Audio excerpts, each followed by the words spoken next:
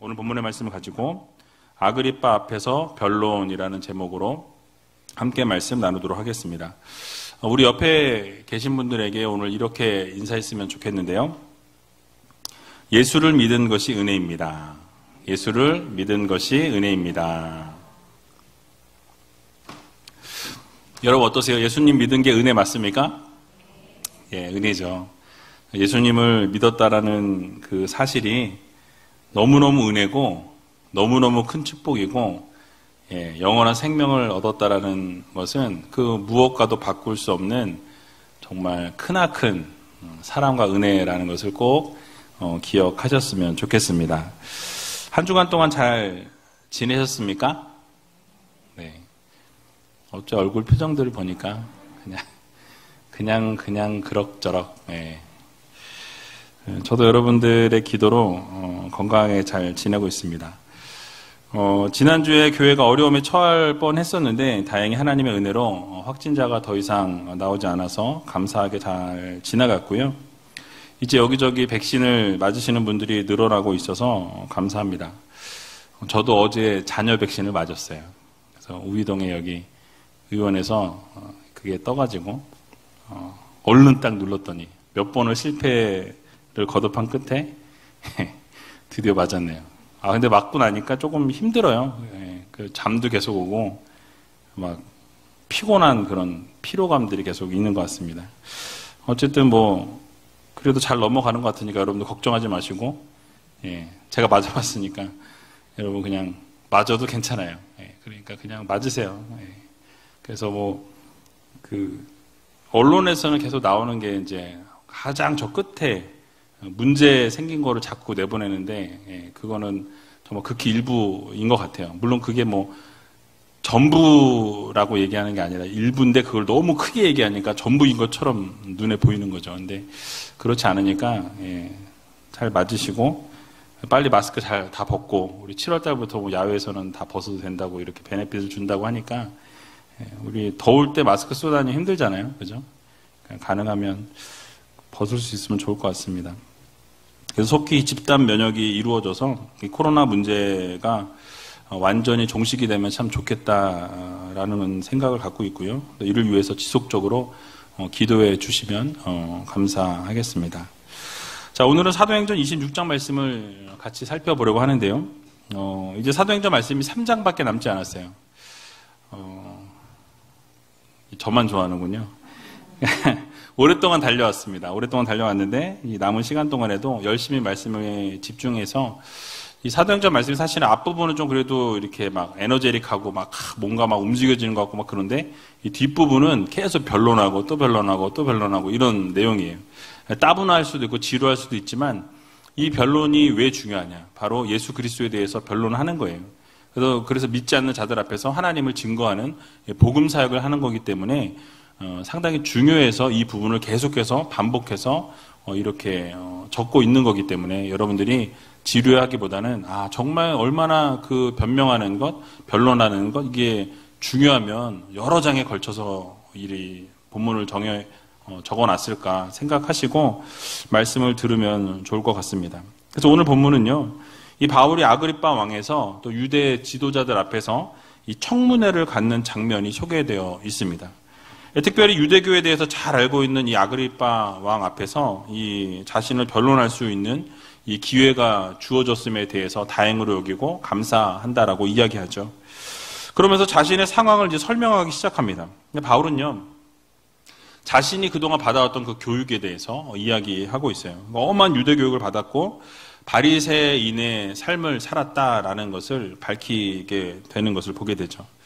그러니까 이 본문을 보게 되면 이 바울의 어떤 배경, 어떤 환경에서 자랐고 어떤 배경에서 자라왔는지를 우리가 간단한 설명이지만 알 수 있습니다. 아주 엄한 교육을, 유대 교육을 받은 사람이었고, 여러분이 잘 아시는 것처럼 정말 하나님을 위해서 예수 그리스도를 믿는 자들을 이렇게 감옥에 가두는 것이 정말 하나님의 영광을 위한 것이라고 착각했던 그런 사울이었습니다.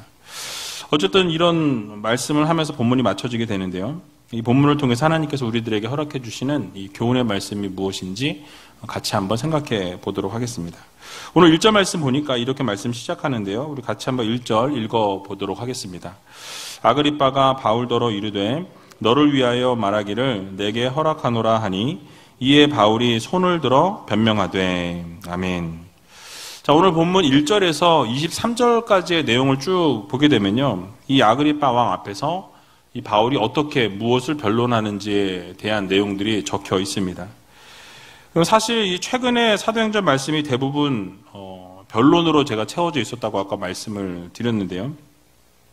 이 변론이 여러 번 나오는데 바울이 예루살렘에서 체포된 이후부터 5번의 변론이 나오고 있습니다.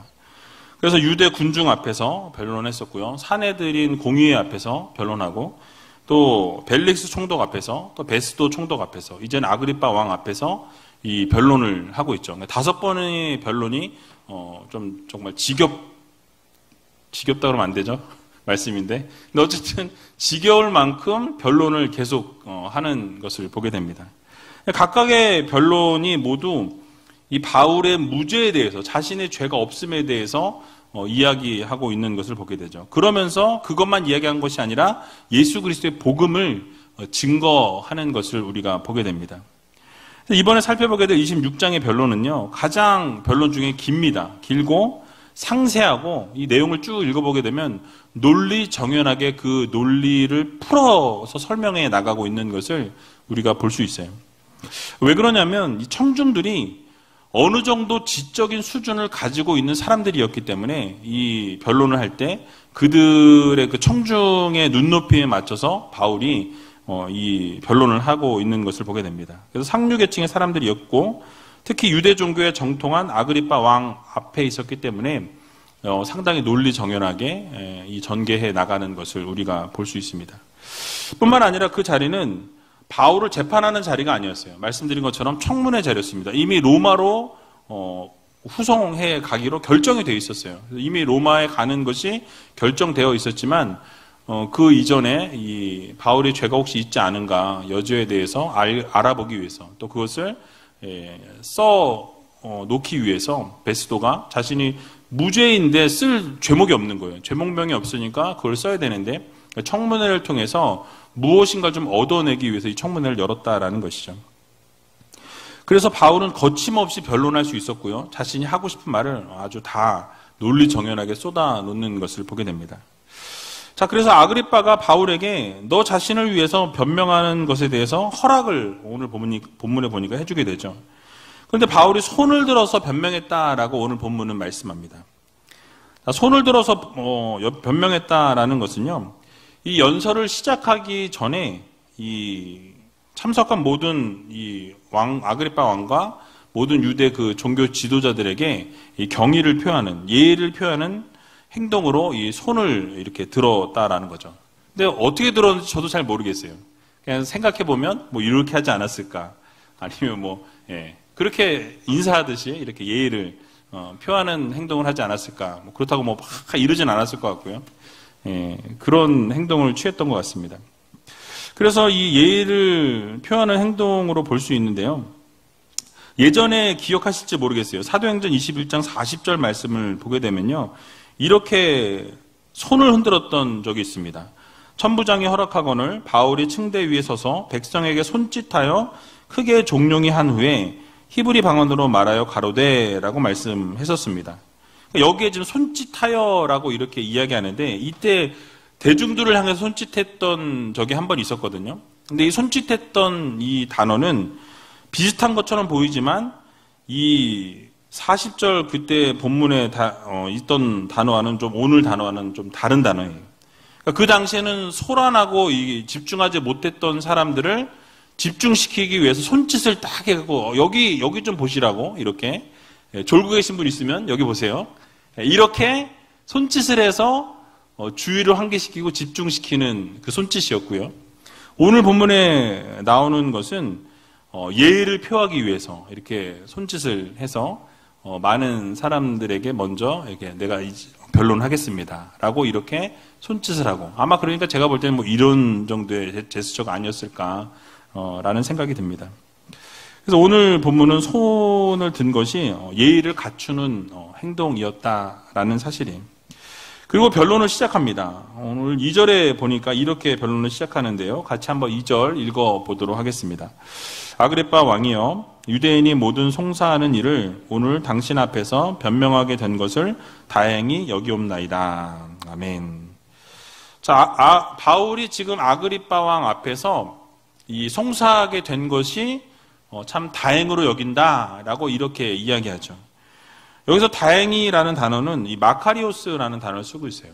아마 행복 아카데미 공부하신 분들은 마카리오스가 무슨 단어인지 아실 거예요. 행복이라는 단어가 바로 이 마카리오스라는 단어거든요. 행복이라는 뜻도 있고 행운이라는 뜻도 있고 복된이라는 이런 뜻이 있습니다. 그래서 그 아그리빠 왕 앞에서 변명하게 된 것을 나는 행복으로 여긴다, 복으로 여긴다라고 이렇게 지금 이야기를 하고 말을 시작하고 있는 것이죠. 근데 우리가 바울의 깊은 의도를 생각해 볼 필요가 있어요. 여기서 지금 아그리빠 왕 앞에서 내가 말하게 된 것을 다행으로 여긴다, 좋게 여긴다, 복으로 여긴다라고 이렇게 말을 할 때 물론 그 사람에게 대한 예의를 표하기 위해서 당신 앞에서 이렇게 변명하게 된 것이 참으로 다행입니다. 참으로 기쁩니다. 참으로 행복합니다. 좋습니다. 라고 이렇게 이야기한 것이 표면적으로는 보여지지만 사실은 그 내면에는 다른 의미가, 이중적 의미가 있다라는 것이죠. 그러니까 어떤 이중적 다른 의미가 있냐면 바로 아그리빠 왕 앞에서 복음을 전할 수 있는 계기가 되어서 나는 참 기쁘게 생각한다라는 이중적 의미를 가지고 있는 거예요. 그러니까 당신 앞에서 내가 지금 얘기할 수 있는 것이 행운이고 참 기쁨입니다라고 이야기를 했지만 그 이야기는 사실 그 내면에 이야기하고 있는 것은 무엇이냐면 바로 내가 당신 앞에서 예수 그리스도의 복음을 증거할 수 있다는 것이 얼마나 행복하고 기쁜 일인지 모릅니다라고 이야기했다라는 것이죠. 여러분 이해되시죠? 그래서 예수 그리스도의 복음을 받아들이지 않은 이 사람 앞에서 복음을 증거할 수 있는 기회가 찾아왔으니 나는 얼마나 기쁜지 모릅니다. 너무너무 기쁘고 너무너무 행복합니다. 라고 지금 이렇게 외치면서 복음을 전하고 있는 것이죠. 여러분 바울의 삶이 어떠했습니까? 복음을 전할 수 있는 기회가 찾아오기만 하면 언제나 복음을 전하는 기회로 삼았어요. 그러니까 복음을 어떻게든 전할 수 있는 기회만 주어진다면, 아니 기회가 주어지지 않았을지라도 그 기회를 틈타서 어떻게 해요? 늘 복음을 전하는 사람이 바로 바울 사도였던 것을 우리는 성경을 통해서 보게 됩니다. 디모데에게도 이렇게 말을 했죠. 디모데 후서 4장 2절에 보면 이렇게 말씀합니다. 우리 같이 한번 읽어보도록 하겠습니다. 디모데 후서 4장 2절. 너는 말씀을 전파하라. 때를 얻든지 못 얻든지 항상 힘쓰라. 범사의 오래 참음과 가르침으로 경책하며 경계하며 권하라. 아멘. 다 지금 무엇을 강조하고 있습니까? 말씀을 전하고 복음을 전하는 것에는 적절한 때가 따로 없다라는 거예요. 그러니까 복음을 전할 때는 때를 얻든지 얻지 못하든지 어떻게 해라? 복음을 전하라. 말씀을 전하라는 거예요. 지금 말씀을 전하기가 상당히 어려운 때죠. 그죠? 복음을 전했다가는 뺨을 맞을 수 있는 그런 시대를 우리가 살아가고 있습니다. 그런데 그런 때일수록 여러분 복음을 전하셔야 돼요. 제가 늘 말씀드리지만 복음을 입으로만 전하는 게 아니에요. 삶으로 전할 수 있어요. 여러분들의 삶의 모습이 정말 예수 그리스도의 향기를 드러낼 때, 제가 최근에 행복 아카데미 하면서 우리 반에 있는 분들에게 늘 전도를 어떻게 하고 있느냐고 매주 확인했거든요. 근데 보면은 아주 열심히 복음 전도하세요. 운동하시면서 또는 이렇게 걸어 다니시면서 아니면 메시지로 이렇게 계속 복음을 전하시고 기도하시고 그런 것들이 지속적으로 이루어질 때 하나님의 때가 되면 그분들의 마음이 움직여져서 복음이 증거되어진 것을 깨닫게 되고 그것을 받아들이게 되면 그분들의 삶이 변하게 되고 예수 그리스도를 믿게 되는 그런 날이 오게 된다라는 거죠. 그래서 때가 주어지든지 주어지지 않든지 복음을 전한 일에 항상 힘쓰라, 최선을 다하라 라고 말씀합니다. 게다가 고린도전서 9장 16절을 보면 바울은 이렇게까지 말하는 것을 보게 됩니다. 같이 한번 읽어보도록 하겠습니다. 내가 복음을 전할지라도 자랑할 것이 없음은 내가 부득불할 일임이라. 만일 복음을 전하지 아니하면 내게 화가 있을 것이미로다. 아멘. 자, 뭐라고 말씀하죠? 때를 얻든지 못 얻든지 복음을 전하라 라고 이렇게 말씀했는데 거기서 또 한 단계 더 나갑니다. 뭐죠? 내가 복음을 증거하지 아니하면 뭐가 미쳐요? 화가 미친다고 이야기하고 있어요. 그러니까 복음을 전하는 것뿐만 아니라 복음을 전하지 않으면, 너희가 전하지 않으면 너에게 화가 미친다라고 말씀하죠. 화를 당하지 않으려면 어떻게 해야 된다는 거예요? 복음을 전해야 된다는 거예요. 여기까지 바울은 이야기하고 있는 것을 보게 됩니다. 그래서 복음을 전하는 것에 대해서 자랑할 것이 하나도 없다라고 이야기하죠. 왜냐하면 당연한 거니까. 당연한 정도가 아니라 안 하면 화가 미치니까. 큰 일이 생기니까 복음을 당연히 전해야 한다라는 것을 바울이 우리들에게 교훈해 주고 있습니다. 부득불해야 될 일이라고 말씀하죠. 그만큼 복음 증거하는 사명은요, 당연히 해야 될 사명이라는 거예요. 여러분들이 어느 자리에 있든지 어떤 상황 가운데 있든지 복음을 증거할 수 있는 우의제일교회 모든 성도님들이 다 되시기 바랍니다. 그래서 여러분 복음을 전할 기회가 주어졌다면 감사함으로 그 기회를 놓쳐서는 안 된다는 거예요. 그러니까 어쩔 수 없이 전하고 정말 마지못해서 복음을 전하는 그런 성도가 아니라 적극적으로 복음을 전할 수 있을 때 담대하게 전하고, 그것을 받고 안 받고는 여러분의 문제가 아니에요. 그 받는 당사자의 문제니까 여러분들은 그저 복음을 전하라고 말씀을 들었으니 어떻게 해야 돼요? 복음을 전해야 돼요. 그냥 때를 얻든지 못 얻든지, 듣든지 아니 듣든지 뭐 그거에 대해서 신경 쓰지 마시고 전하세요. 그리고 그것을 듣고 안 듣고 믿고 안 믿고는 그분들 몫입니다. 그래서 그거에 대한 것까지 여러분이 걱정할 필요는 없고 복음을 증거하시고 그 복음을 듣게 되고, 결국은 하나님께서 때가 되면 정하신 사람이라면 하나님이 반드시 그분의 마음을 움직여서 그 말씀이 생각나게 하시고 결국은 하나님 앞에 돌아오는 놀라운 역사를 이루시다라는 것.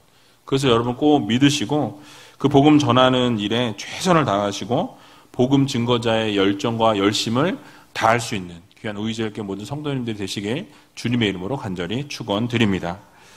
자, 이제 바울은요, 자신이 아그리빠 앞에서 변명하게 된 것을 다행으로 여기는 이유에 대해서 설명하는데요. 오늘 3절에 나와 있습니다. 3절 같이 한번 읽어보도록 하겠습니다. 특히 당신이 유대인의 모든 풍속과 및 문제를 아심이니이다. 그러므로 내 말을 너그러이 들으시기를 바라옵나이다. 아멘. 자, 여기서 모든 풍속과 이 문제를 안다라고 이렇게 바울은 이야기합니다. 여기서 안다라는 것은요, 그냥 아는 것이 아니라 아주 전문가를 이야기해요. 아주 정확하게 깊이 아는 감정가라는 그런 의미로 이 단어가 사용되어졌습니다. 그리고 특히라는 단어가 쓰였는데요. 여기 이 특히라는 단어는 이 형용사에서 최상급이 사용됐어요. 그래서 특히 최고로 무엇보다도 당신은 아주 이 사실에 대해서 깊이 알고 있고 전문가이십니다라고 이렇게 이야기를 하고 있는 거예요. 그래서 이 무엇보다 아그리빠 왕이 유대의 풍속과 그 유대인들의 그 미묘한 그 문제들, 모든 이 상황들을 아주 특별히 잘 알고 있는 전문가입니다. 그래서 내가 지금 말하는 게, 당신 앞에서 말하는 것이, 변론하는 것이 너무 기쁘고 즐겁고 행복합니다라고 이렇게 표면적으로 이야기하고 있는 것이죠. 전문가인 아그리빠 왕에게 자신의 이 변론을 할 수 있는 충분한 시간을 준 것과 또 상세하게 변론을 할 테니까 너그럽게 내 이야기를 좀 들어달라라고 이야기하고 있는 거예요. 그러고 나서 어떤 것을 설명합니까? 자신의 어떤 유대적인 배경, 자신의 어떤 자라온 그런 환경들에 대해서 설명하고 있는 것을 보게 되죠. 오늘 본문 4절에서 5절에 나와 있는데요. 우리 4절과 5절 같이 한번 읽어보도록 하겠습니다. 내가 처음부터 내 민족 중에와 예루살렘에서 젊었을 때 생활한 상태를 유대인이 다 아는 바라. 일찍부터 나를 알았으니 저희가 증거하려 하면 내가 우리 종교의 가장 엄한 팔을 쫓아 바리새인의 생활을 하였다고 할 것이라. 아멘. 자, 바울이 지금 이야기하고 있는 것, 먼저 말한 것이 무엇입니까? 자신이 젊었을 때의 어떤 생활 방식, 자신이 살아왔던 그런 배경, 환경에 대해서 이야기하고 있는 것을 보게 되죠. 그러니까 그런 모든 자신의 생활 방식이나 행동 방식을 유대인들이 다 먼저 알고 있었다라고 이야기하고 있죠. 자신이 바리새인이었다라는 것을 저들은 먼저 알고 있었고, 저들이 먼저 나에 대해서 너무나 잘 알고 있다라는 것을 아그리빠 왕 앞에서 이야기하고 있는 것이죠. 그러니까 이렇게 말했던 이유가 무엇이었을까요? 사실은 자신이 유대교에 여태껏 헌신해 왔고, 그 헌신했던 그 사실을 그 유대인들, 지도자들 모두가 다 알고 있는 사실이라는 거죠. 뜨거운 열정을 가지고 헌신했고, 유대교회에 있어서 자기만큼 최선을 다하고 열심과 열정으로 율법을 자기처럼 지켰던 사람이 그리 많지 않다라는 거예요. 모두가 지금 내가 그때 그렇게 믿었던 것을 저들이 다 알고 있다라는 것을 지금 아주 크게 외치고 있는 거예요. 그러니까 자신을 고소했던 그 유대인들이 사실상 자기 자신과 똑같은 동일한 뿌리를 가지고 있다는 거죠. 내가 유대교에서 그렇게 열정과 열심을 갖고 있었던 나의 예전의 모습과 지금 나를 고소하고 있는 저들의 모습과는 사실 동일하다라는 거죠. 예전에도 저들의 모습과 내 모습이 다르지 않다, 별반 다르지 않다라는 것을 이야기하고 있는 거예요. 그것을 말하기 위해서 자기 자신이 예전 바리새인의 삶을 살았던 것을 가장 먼저 이야기하고 있는 것이죠. 사실은 나를 고소하고 있는 저들과 나의 모습은 사실은 동일한 모습이라는 것을 이야기하고 있는 것입니다. 그러면서 자신이 어떤 출신이었는지 강조하는데요. 바로 바리새파의 몸을 담았다라고 이야기하죠. 그 당시 가장 유대교에서 유명했던 율법사였던 이 가말리엘의 문화에 있었습니다. 그러니까 상당히 어떻게 보면 우리나라로 말하면 쉽게 말해서 서울대라고 이야기하면 딱 맞을 것 같아요. 그 당시에 가장 유명한 그 문화생들 중에 가장 최고의 이 가문이 가말리엘 문화였거든요. 그래서 그곳에서 공부를 했던 바리새인이었다라는 것을 자신이 드러내고 있는 것이죠. 그러니까 율법적으로는 흠이 없었다라는 거예요. 자신이 율법적으로 흠이 없었고 그 가문적으로나 그 배경적으로나 사실 그 당시에 최고의 자리에 있었던 사람이 바로 자신이라는 것을 이야기하고 있는 것이죠.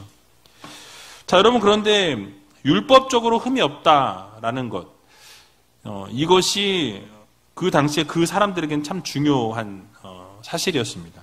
그런데 그 율법적으로 흠이 없다는 것으로 천국에 들어갈 수 있습니까? 없습니까? 네, 없죠. 그러니까 지금 오늘날에 우리는 그렇게 알고 있는데 그 당시에 그 사람들은 율법으로 천국을 간다고 생각했기 때문에 그렇게 율법을 지키려고 노력을 하고 몸부림을 쳤던 거예요. 근데 바울의 결론이 지금 무엇이냐면 동일해요. 내가 그렇게 율법으로 살아봤고 그 율법을 지키기에 몸부림 쳤고 가장 최고의 배경에서 최고의 환경에서 내가 자라와 봤지만 결론을 내려보니까 뭐예요? 예수 그리스도의 은혜가 없이는 아무것도 아니라는 것을 내가 깨달았다라는 거예요. 그러니까 내가 그 최고의 그 스펙에서 최고의 공부를 해봤고 최고의 것을 다 누려봤는데 그것이 아니더라는 거죠. 예수 그리스도 외에는 길이 없다라는 것을 바울이 깨달은 것을 지금 이야기하고자 함이라는 사실입니다. 그래서 아무리 외형을 잘 갖추고 있어도 그것은 껍데기 인생이라는 것을 내가 알았다라는 것을 지금 바울이 외치고 있는 거예요. 그렇습니다. 사랑하는 우리제일교회 성도 여러분. 아무리 많은 것을 알고요. 모든 것을 훌륭하게 갖추고 있을지라도 예수님을 만나지 못하고 예수님을 그 마음 가운데 모시지 못하고 예수님과 함께하는 삶을 살지 못한다면 그 인생은 아무것도 아닌 인생이라는 이 사실을 여러분들 모두 믿으시기 바랍니다. 그러니까 돈과 명예와 권력을 쥐고 있는 사람들을 보면 여러분 어떻습니까? 겉은 멀쩡하고요. 사람들의 부러움의 대상이죠. 금수저라고 그러면서 너무 부러워하는 것을 보게 됩니다. 근데 그들의 삶의 중심으로 우리가 들어가 보면 그렇지 않다라는 거예요. 마음속에 평화가 없는 것을 보게 됩니다. 그러니까 잘 살고 금수저로 살고 막 떵떵거리고 사는 것 같은데 그들의 어두운 면을 보게 되면 뭐 마약을 하고 뭐 자살을 하고 뭐 이런 일들이 비일비재하게 일어나는 것을 보게 되죠. 여러분 이유가 무엇일까요? 그들의 어떤 그 욕구를 채우지 못하는 그 공허함과 어떤 그런 채워지지 않는 것들이 계속해서 있다 보니까 결국은 그것을 일탈로 그것을 뚫어보려고 하지만 결국은 망하게 되는 것을 우리가 보게 되죠. 그러니까 문제가 무엇입니까? 예수 그리스도예요. 예수 그리스도. 예수 그리스도 그 안에 있느냐 없느냐, 생명이 있느냐 없느냐, 이것이 우리의 삶을 결정한다. 여러분들의 삶의 질을 결정하게 된다는 것을 여러분 기억하시기 바랍니다. 예수님으로 무장된 사람은요, 그 인생은 어디를 가든지 플러스 인생을 살아요. 그러니까 어떤 사람들은 그러죠. 넌 예수 믿는데 왜 그 모양 그 꼴이냐, 왜 여전히 그렇게 살고 있느냐라는 이야기를 듣고 손가락질을 받을 때가 있어요. 여러분, 그런데 거기가 끝이 아니라는 거예요. 얼마 남지 않았습니다. 그 인생이 거기서 끝이 나는지 아닌지 한번 두고 보라고 얘기해 보세요. 결국은 예수 믿는 사람이, 예수 그리스도를 증거하고 예수 그리스도를 마음 깊이 새긴 사람이 여러분 무엇을 보게 됩니까? 천국을 소유하게 된다는 거예요. 하나님 나라를 소유하게 됩니다. 하나님의 백성으로 살아가는 거예요. 그래서 이 예수가 인생을 결정하게 된다라는 것. 성경에 나오는 수많은 인물들을 우리가 봐도 예수님을 만나게 된 이후에 변화되는 사람들이 여러 명 나오죠. 가치 있는 인생을 살게 되는 것을 보게 됩니다. 플러스 인생을 예수를 만난 이후에 살게 되는 것을 우리가 보게 된다는 거죠. 여러분, 삭개오가 어땠습니까? 예수님을 만난 이후에 회개하고 돌이키면서 자신이 가지고 있던 그 모든 재산의 절반을 나눠주겠다고, 토색한 것이 있으면 4배나 갚겠다고 이야기하는 것을 보게 되죠. 그러니까 재산이 있는데 얼마나 많았겠어요. 너무나 많은 재산이 있는데 그 반을 뚝 띄어서 주겠다라는 거예요. 뭐예요? 뭘 만났기 때문에? 예수를 만났기 때문에. 참 진리를 만나고 참 생명을 만나게 되니까 그 재산이 아무것도 아니라는 것을 깨닫게 된 거예요. 자신이 잘못한 거 있으면 그것을 갚겠다라고 이야기할 만큼 예수 그리스도가 생명이라는 것을 그가 깨닫게 되었기 때문에 그렇게 결정하는 것을 보게 되죠. 오늘 본문의 핍박자 사울도 예수님을 만나게 될 때 어떻게 됩니까?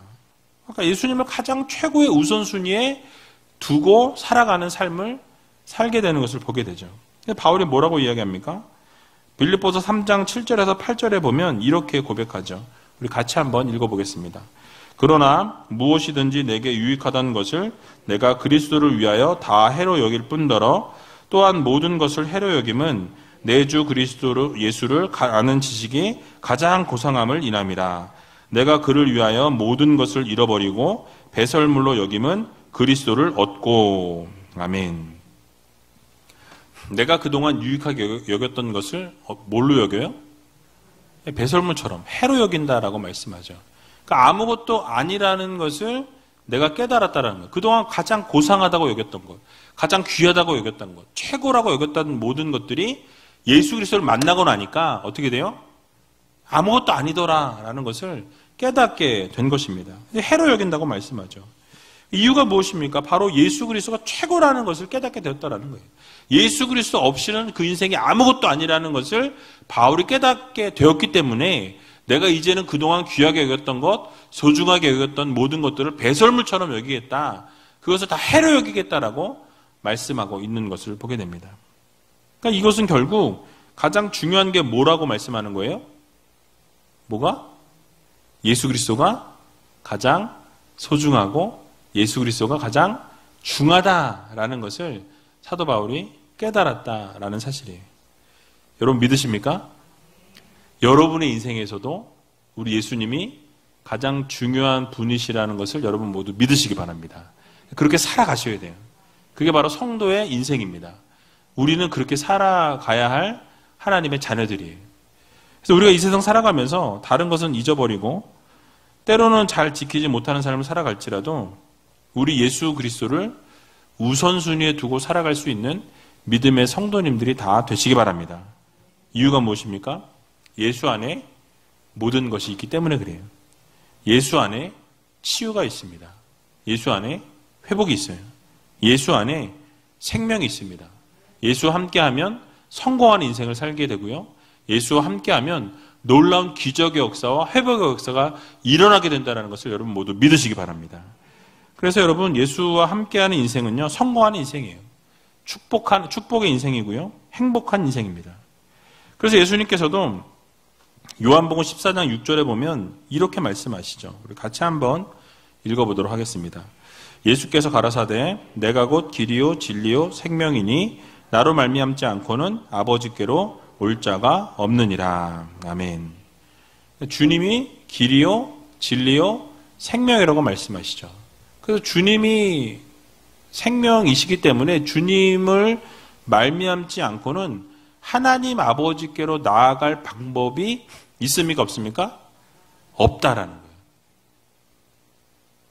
거예요. 이거는 지식으로만 생각하시면 안 돼요. 정말 하나님 앞에 나갈 수 있는 방법은 오직 예수 그리스도밖에 없다라는 거예요. 그렇기 때문에 예수 그리스도가 소중한 거예요. 그렇기 때문에 예수 그리스도가 있는 인생은 성공한 인생이고 예수 그리스도와 함께하는 인생은 플러스 인생이라고 그래서 말씀드리는 거예요. 여러분 플러스 인생을 살고 싶으십니까?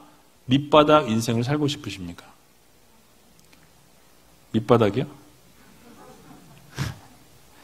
여러분 플러스 인생을 살고 싶으시다면 예수 그리스도와 함께하는 삶을 사는 저와 여러분들이 다 되시기 바랍니다.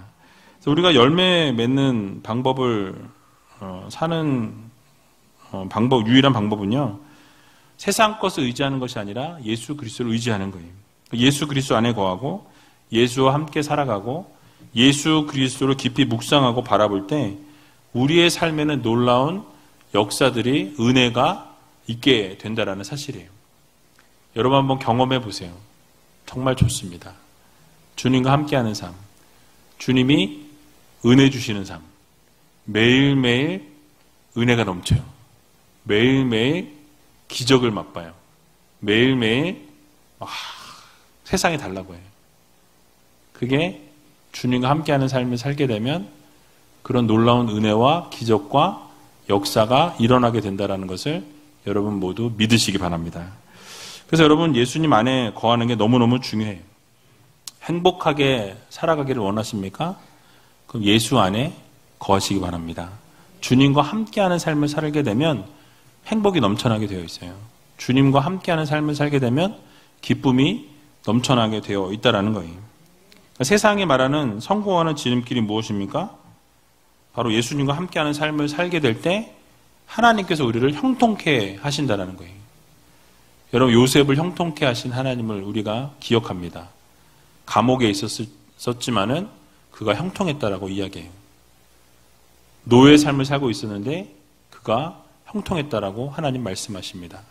그러니까 세상의 성공이 아닌 세상의 시각에서 바라본 성공이 아닌 하나님 편에서 바라본 성공은 반드시 하나님과 함께하는 삶, 예수 그리스도와 함께하는 삶을 살게 될 때 그 인생은 성공한 인생이요 형통한 인생이라는 거예요.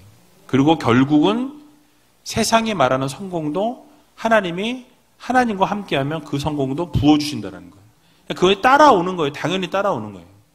그러니까 여러분 그래서 예수 그리스도와 함께하는 인생, 주님과 함께하는 삶 살아가게 되면 반드시 하나님께서 은혜를 베풀어 주신다라는 이 사실을 여러분 모두 믿으시고 예수를 아는 지식이 가장 고상하고 예수 안에 있을 때 생명이 있고 예수 그리스도와 함께할 때 놀라운 은혜가 차고 넘친다라는 이 사실을 모두 믿으시고 날마다 주님과 동행하는 삶을 살아가는 저와 여러분들이 다 되시길 주님의 이름으로 간절히 축원드립니다.